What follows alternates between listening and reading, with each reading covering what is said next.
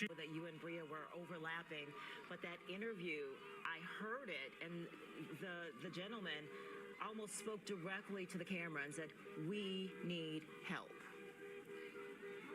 Yeah, exactly. And he said he was so moved that he needed to join this protest. Right now, there is a car that's honking and people are clapping, sort of showing support for the protest out here. So people are cheering now, and that's what you're hearing in the background here as traffic is back open. But yes, that individual said, you know, we need help here in Madison, and we're hoping that there are more eyes on us and that something will change because of this. And he was standing firm that this protest will not end here. I know police are trying to clear out the area now, but no one seems to be going anywhere. I want to apologize. There's some profanity happening. I don't know if you can hear that in the background, but there's some profane language happening. As you can see police officers now, too. They aren't bunched up against the sidewalks here. They're kind of moved out in the street a little bit more themselves here. So I don't know exactly what's happening along that corner where we saw tense moments earlier. And we want to remind people of how we got to this situation. This was on July 22nd. Police were responding to reports of someone who was trying to open car doors. At some point, they spotted an individual, a man, on a bike, and identified that person as the suspect. And that's when there was a scuffle. It appeared right at this intersection, and as the individual from viewer video from someone with their cell phone out who was capturing this appeared to show an arrest taking place. Police say that Ruiz, the suspect they've identified, had a knife and an officer was injured.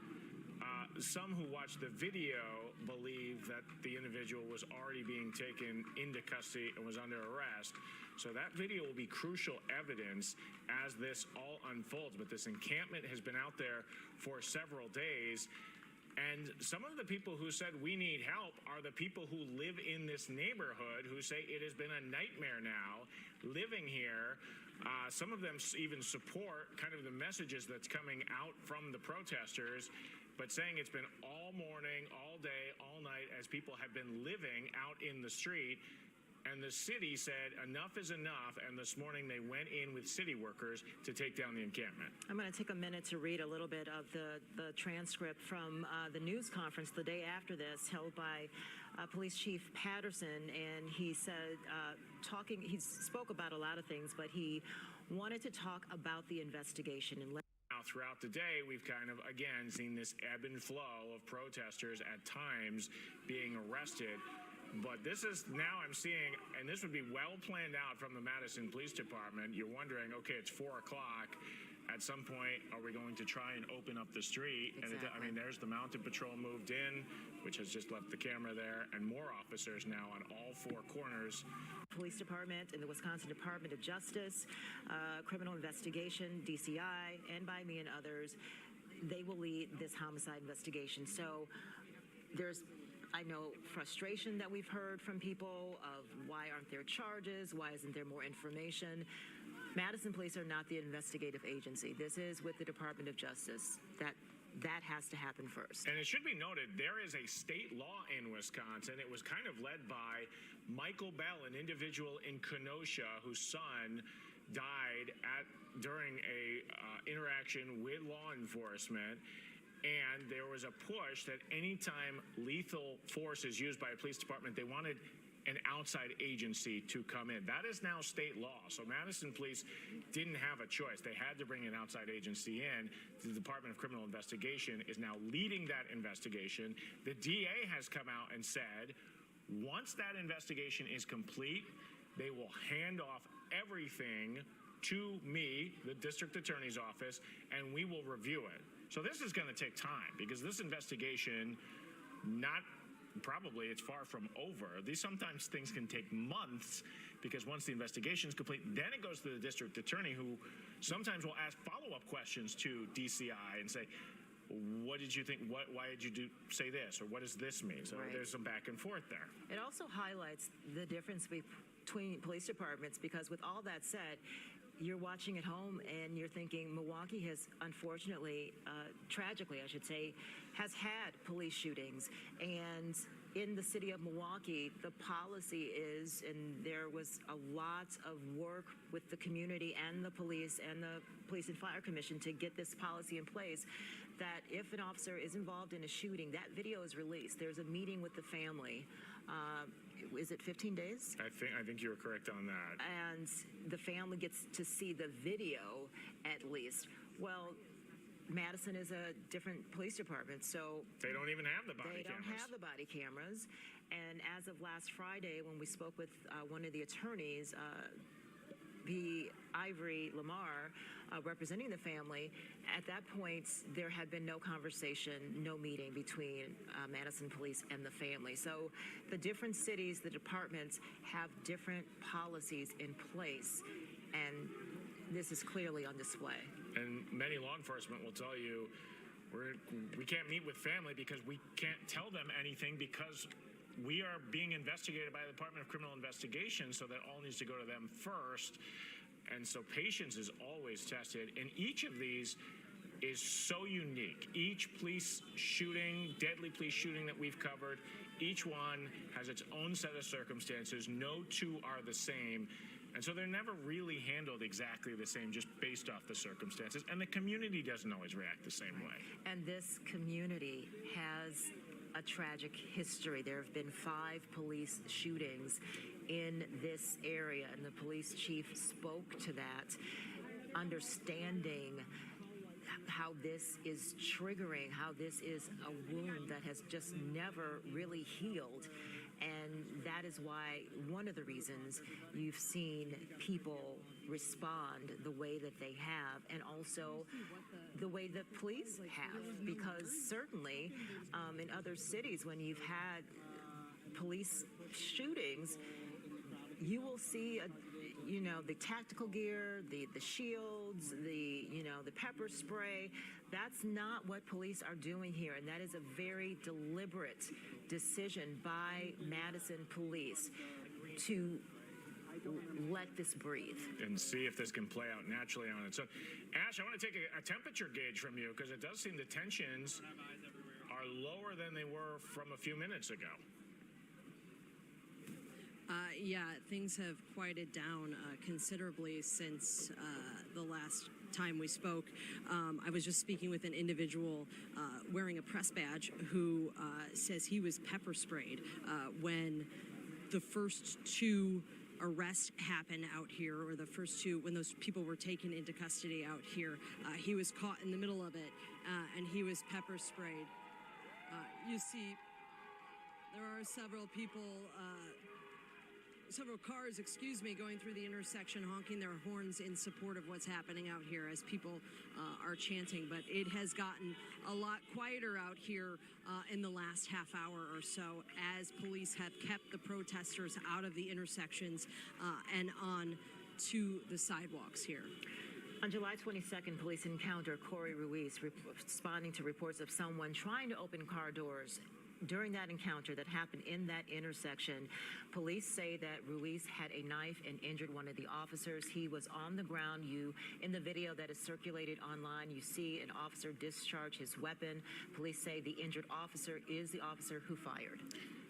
And this morning, this was 5 a.m., when the city gave everyone in this encampment a heads up, basically saying enough is enough, this is not safe, we need to take it down.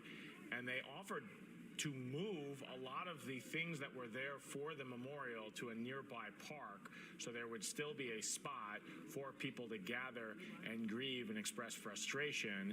However, according to the mayor, when city workers went in, there was no law enforcement present, and they started to take down this encampment at this intersection.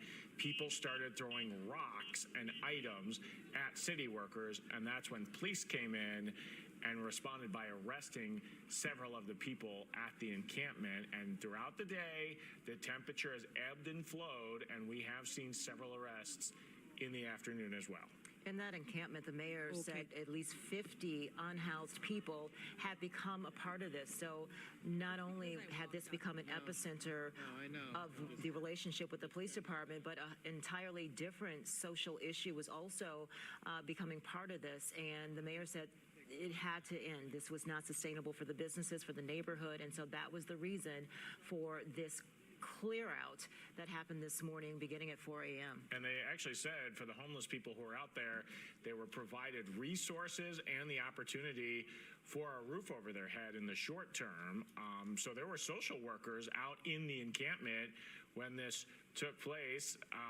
But you can see about an hour ago, it appears that the Madison Police Department decided we are going to open up this intersection now. And that's when we saw a couple of scuffles, a couple of arrests, and sure enough, the police department has opened up that intersection. In the 4 o'clock hour, 5 people arrested during our live broadcast. You saw that here.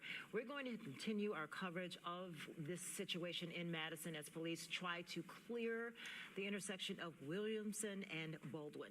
Yeah, and all of this, if you go to your Fox Local app, you can see a lot that's happened throughout the day and a lot of the press releases that continue to come in from city leaders. We haven't seen any press conferences today. It's been video releases from the mayor. We haven't seen the face of the police chief, so we'll see if that changes in the next hour.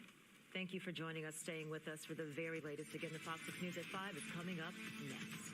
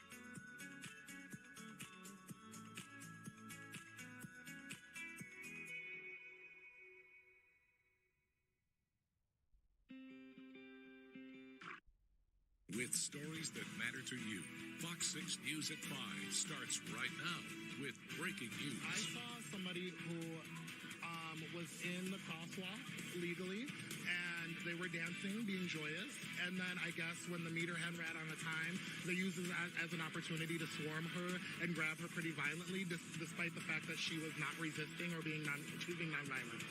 Breaking news now at 5 out of Madison. The city tried ending the occupation of this intersection this morning, nearly 2 weeks after police shot and killed a man there. The response, a renewed protest, clashes with police, and as you heard, emotions running high.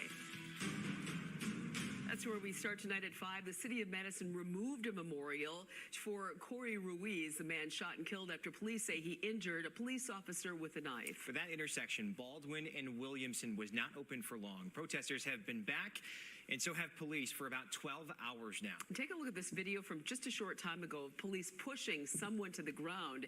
You can see pepper spray being used on a protester. Moments after officers arrested 2 people at this scene. Those arrests have continued over the last hour. Several others have been arrested and cited. Let's get right out to Fox 6's Ashley Sears, who is at that intersection for us tonight. Ash, what are you seeing now?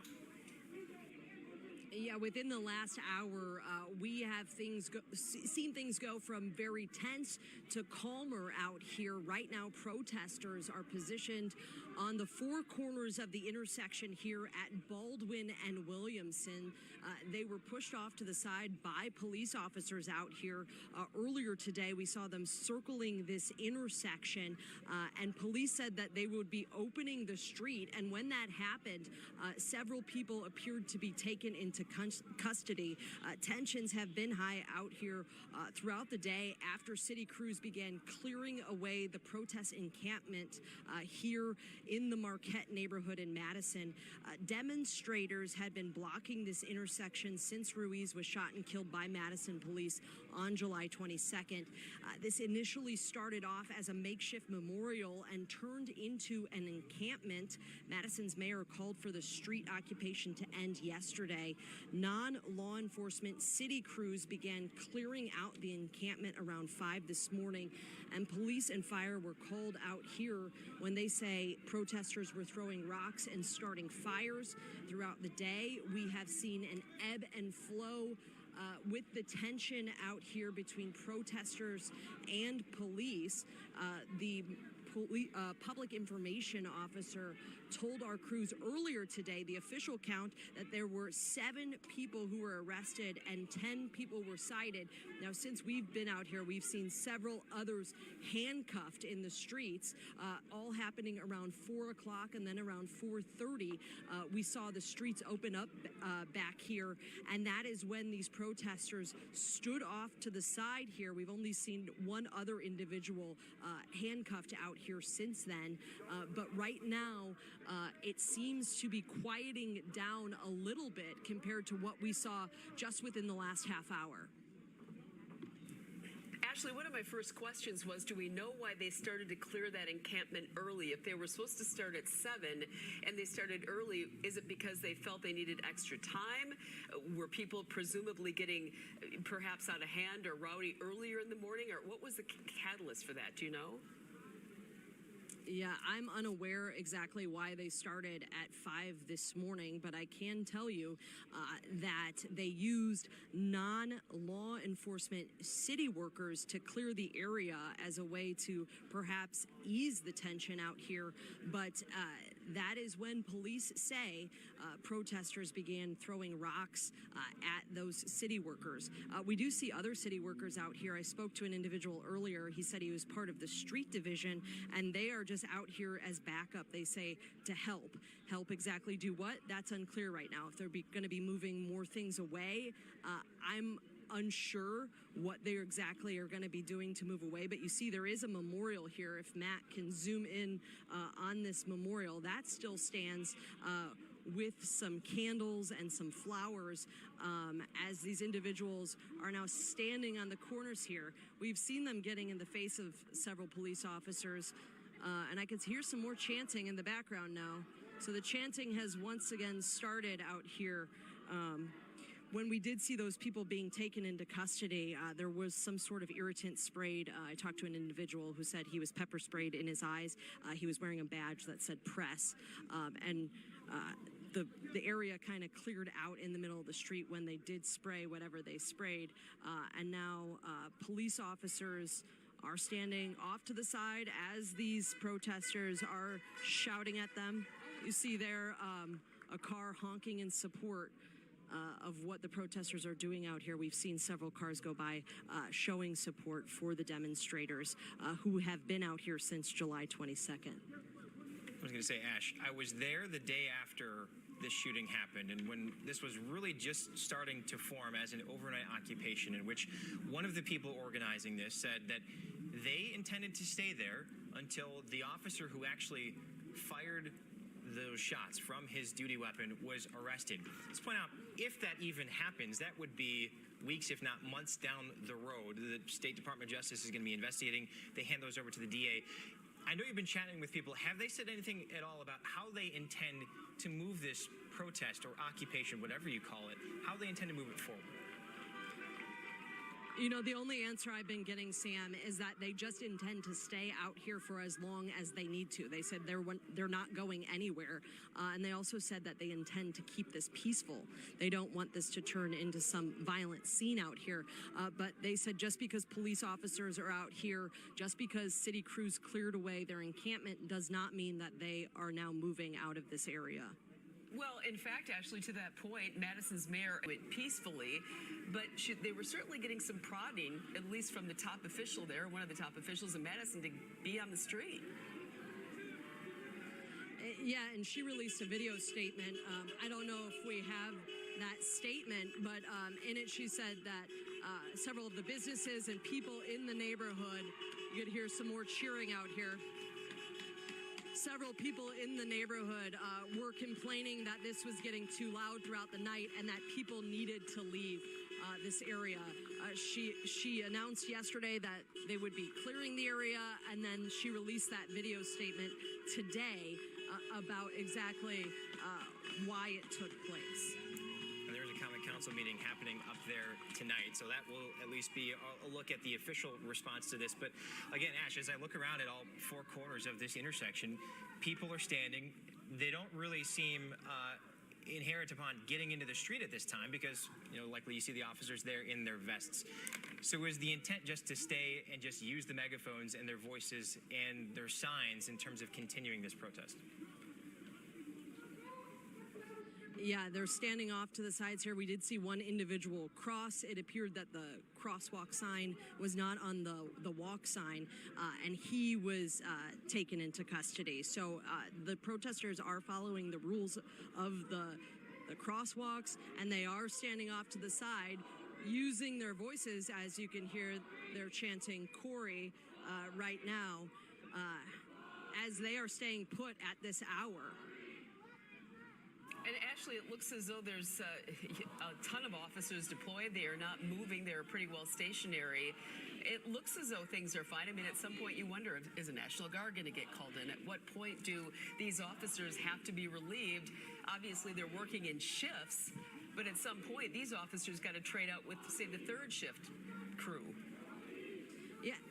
And I can tell you, the officers that are out here right now appear to be patrol officers. They don't have shields, tactical shields, or anything like that. So they're just standing here in their yellow vests. So at this point, no one's in riot gear or anything of that sort. We saw some mounted officers in the background. I don't know if you could see them off in the distance, but there are two mounted officers on horseback out here as well. Earlier, we saw some state patrol out here. I don't see them right now, but it's mostly Madison police officers standing along the sidelines here in these yellow vests, not holding any sort of tactical shields or anything of that sort as these protesters are chanting at them and sometimes getting in their faces.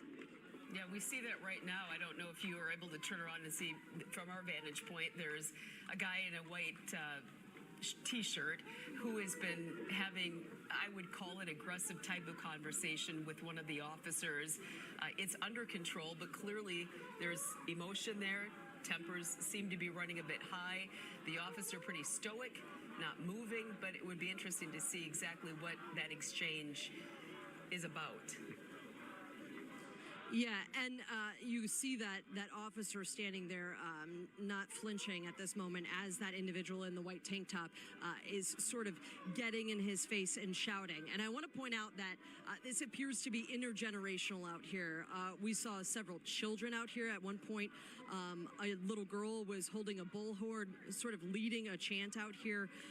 We see young people, we see old people, and we see all different races out here joining together in this protest. And you hear the support from some of these vehicles going by. So not everyone is opposed to them being out here necessarily. But police and the city are saying that they have to go. And Ash, as I look around here, they're standing on the corners outside of these businesses. Many of these businesses have had to stay closed for 2 weeks because, let's face it, their customers are not coming. Either they don't want to go there or they can't get there because of the roadblocks that were in each direction. And I just want to point out, too, the city supported this from the start in that they provided some of their Department of Public Works trucks to act as roadblocks in every direction, about a block or two away, so that if somebody was trying to be disruptive or particularly not in favor of what is happening, you want to just protect those people. So on one hand, the city was supporting this, but on the other hand, hearing from these business owners, many of them perhaps on the verge of closing, are any of them open tonight, or is it kind of the same thing that we saw over the last 2 weeks, Ash, in that they are just not boarded up, but closed up, locked up, and just seeing what happens? Yeah, from what I've seen, not many are open. It looks like one of the businesses on the corner might be open. I saw some people in there looking out at the protest, and there was another business that was allowing some media in to use the restroom and whatnot, just a little ways away from this intersection, about 2 storefronts down here. So the bar on the corner appears to be closed. There's a florist right across the street that also appears to be closed. But yeah, many of these businesses, according to the mayor, have said, they're losing business. They've had to close. Many of the neighbors here say this is loud at night. This can't continue on like this. And that is what prompted them to say, you guys have to leave this intersection. We need to open it up back for traffic to flow through here once again. And now another night where presumably business is going to be hindered because of this. I mean, if you're watching this coverage, you're thinking, I'm not going to go down there. I had plans to grab dinner or whatever. Even if you're an employee trying to get through that crowd, it can be a little bit daunting in terms of parking and in terms of just your own safety. And again, if presumably people coming in for a second or third shift, not exactly the warm welcome that you want to have if you're walking into your job. Yeah, and I want to point out here that the streets opened up probably around 4:30, maybe a little sooner than that, and no protesters have gotten in the way of these cars moving by here. Earlier today, when they initially opened up the street, when Bria Jones was out here, there was an individual who was tapping on the car and put his foot on a car. So everyone seems to be kind of following the rules at this point as traffic flows through this area. No one is stepping in the way of the cars. Like we saw earlier, they were telling the cars to turn around, do a U-turn. You're not welcome here. You can't drive through here. We are not seeing that right now. And then, Ash, I was just going to say, I believe Willie, as it's known locally, Williamson Street there, is a fairly busy street. I think that plays into the city's decision to finally decide after 2 weeks that they want to reopen that intersection. But in the 45 minutes or so that it's been open, how much traffic are we really seeing go through there? Quite a bit. It seems to be moving normally. It doesn't seem like there's less traffic than normal. I don't know this area well, but there is a normal flow of traffic. And we have seen several Madision squads also driving through here, so I don't know if they're making sure that this traffic is flowing normally as well. All right, Ashley, we're going to step away from you for just a bit and kind of recap for viewers who may just be joining us and also give you a beat. But we'll certainly be coming back to you and let us know if anything continues to escalate as we do step away for just a moment here. and give a recap. So it has been a busy day in the city. Around 5 o'clock this morning, city crews gave people in the encampment a verbal warning to remove their things and leave. Around 5:15, flames could be seen in the middle of the intersection there, Baldwin and Williamson Street. Fire trucks and the Madison Police Department special events team arrived in riot gear that could be seen responding to that fire. Officials then confirmed with our Madison affiliate the 3 fires were started by protesters throwing memorial candles into the air. Those fires were put out. People told our Madison affiliate at least 10 people were arrested this morning. The road was back open around 9 a.m. initially. And then this afternoon, people were handcuffed, as you see right there. They were taken away from the scene. And you can see there some people just kind of refusing to leave, getting on the ground there. Protesters blocking the streets. At one point, they slapped the back of a car. We have that video, officer, and officers left, but then they came back. So in the meantime, Madison's mayor put out a video message, as Ashley had mentioned today, on the unrest in the city. Here is a portion of that recorded message. There is more work to be done at the city level to prevent this from happening again. Work to build on the success of our CARES program in diverting calls away from police, work on police policy and training, and more. We need reform at the state level as well. I know it is unsatisfying to hear that change takes time and that these investigations and processes require patience. And you can watch that full video message on the Fox local app. So let's take you back to the actual shooting that started all of this. This happened back on July 22nd. Police get a call about a man stealing bikes and checking car doors to see if they're open. Police find the man. There was a struggle when they did get there. The man pulled out a knife and injured one officer. Officers used a taser to try and take the man into custody. The injured officer shot the man, who has been identified as Corey Ruiz. He died at the hospital. 4 officers are on administrative leave. That's standard protocol. In the meantime, Madison's mayor says she will include funding for body-worn cameras for officers in her next budget. At this point, as you very well may know, officers have not been required to wear those body cams. And let's just point out all the facts that you just went through there. Is the same narrative that police shared on July 22nd. It's been almost 2 weeks. That investigation now being led by the State Division of Criminal Investigation, which is housed under the State Department of Justice. They have not released anything. They're being thorough in that investigation. That's why city officials have been pushing that they need patience.